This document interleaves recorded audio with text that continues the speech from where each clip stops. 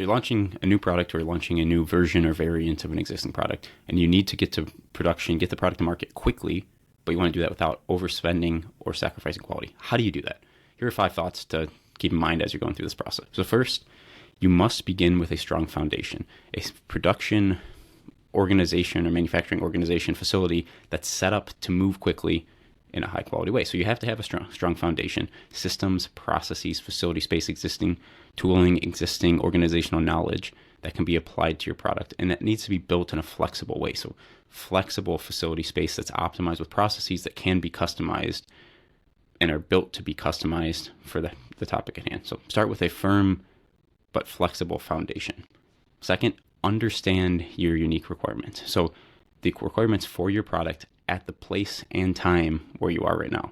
What's good enough for safety and quality? Of course, safety and quality is always important, but you can't overshoot here. You can't go for medical device grade quality if you're launching a beta prototype for a micromobility product. You need to figure out what's good enough for your product at the time. Certainly don't undershoot it, but also don't overshoot it because you're introducing cost and timing and expense that is unnecessary. Also, think intentionally. What are the things you need to optimize for right now? Is it timing? Is it cost? Is it capital cost? Or is it unit price?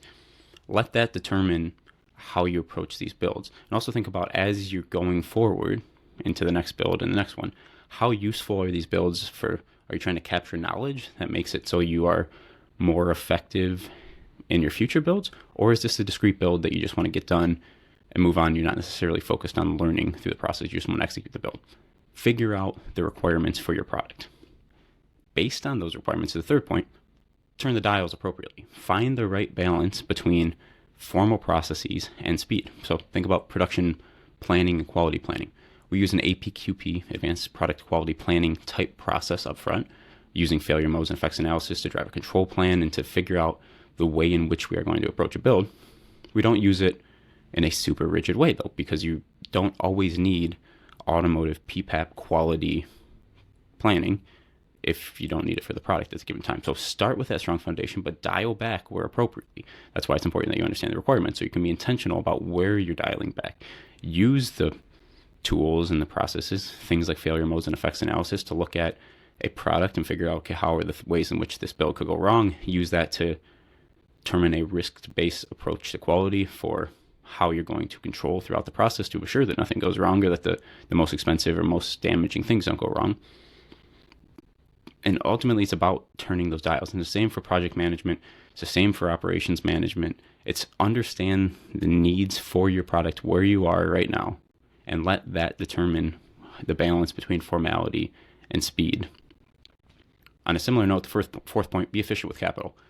Of course, automation and extensive tooling, equipment, fixturing, that works for a wide range of production challenges. Not everyone, especially not the situation that we're probably talking about right now, which is getting to market quickly with a low to medium volume product where you're just trying to get the builds done. Don't jump straight to automation. Start with manual processes and be intentional about when and where you are introducing tooling and fixturing and equipment. And if you need any automation, be intentional and don't start with those as default. Start default to the manual process and build on that when and where it is appropriate. That allows you to move quickly, also allows you to be efficient with capital along the way. And finally, number 5, don't forget in-process quality. Back to what we were talking about previously, use a risk-based approach to figure out when and where you need to inject in-process checks and what are the appropriate ways to do that. Because you can certainly overburden a process with formality that drives timing and cost challenges. You also don't want to be negligent here. Right? You want a high quality, a safe product. You also want to catch quality concerns and issues as close to the point at which they occur as appropriate, right? So for things that you're covering up or that present safety or risks or other tangential risks later in the build, set up a process so you can catch those, a simple process so that you can catch those as close to the point of occurrence as possible.